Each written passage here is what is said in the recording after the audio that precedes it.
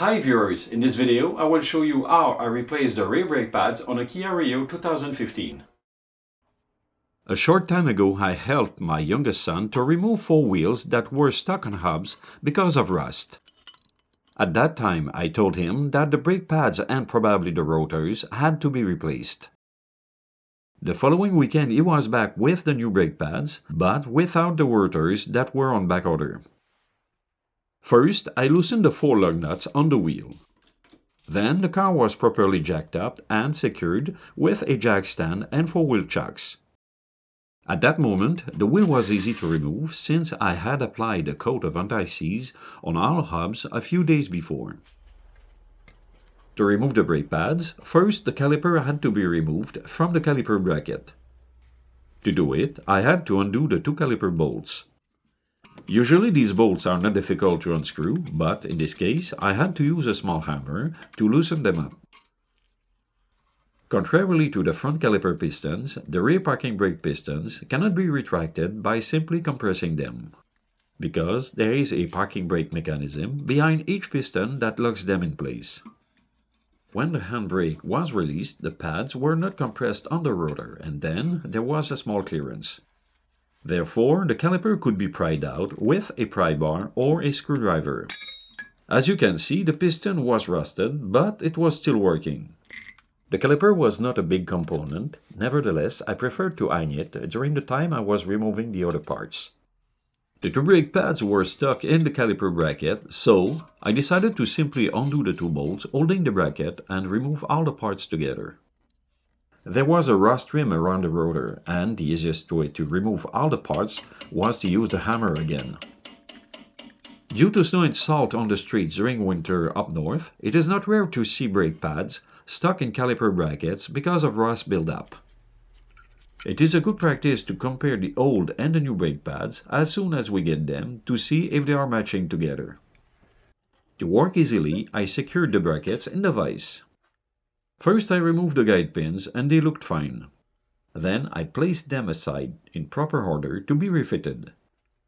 After, I removed the pads, and since they were tightly anchored, I knew I had to remove a good coat of rust hidden behind the clipping shims on the caliper brackets. To remove most of the rust, I used a file and a small wire wheel brush. In this clip, I show you how the contact surfaces looked after they were cleaned. To slide the guide pins easily inside the cavities, I cleaned the edges and I added new brake lubricant. The lubricant is also useful to prevent the guide pins from rusting. The pin boots must be well installed to stop the water from getting inside the cavities. Most of the time, new shims are provided with the new pads, but they were not included in this kit. Therefore, I had to brush and reuse the old ones.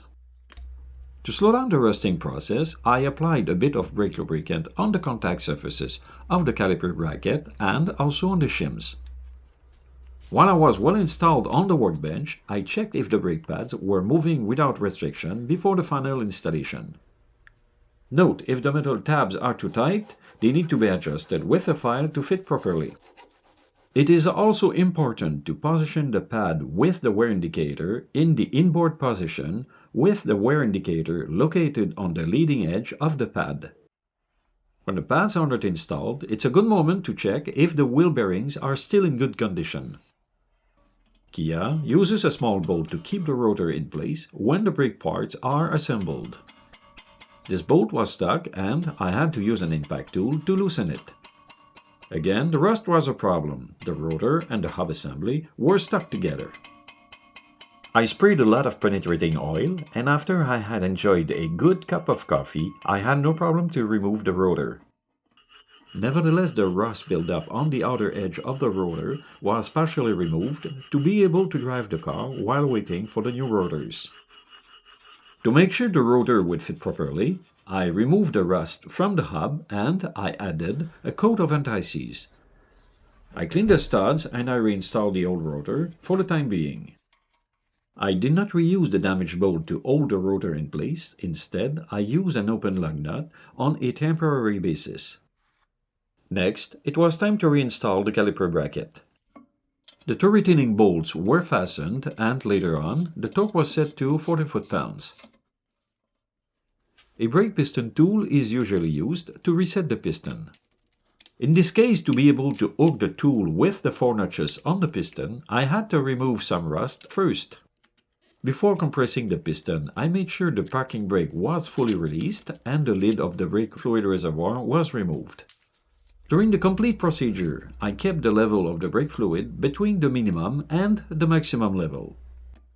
Holding the caliper on the bracket, I was able to press and rotate the piston tool clockwise until the piston was fully seated. Once done, I refitted the caliper on the bracket. I installed and tightened the 2 caliper bolts to hold the guide pins and the caliper on the bracket. Later, the torque was set to 20 foot-pounds.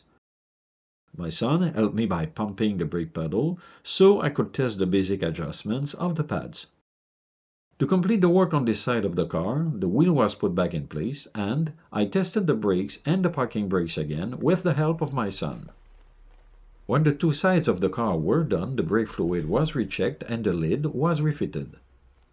Now, since the rear brake components are not seized any longer, my son will be able to use my garage and install the new brake rotors by himself.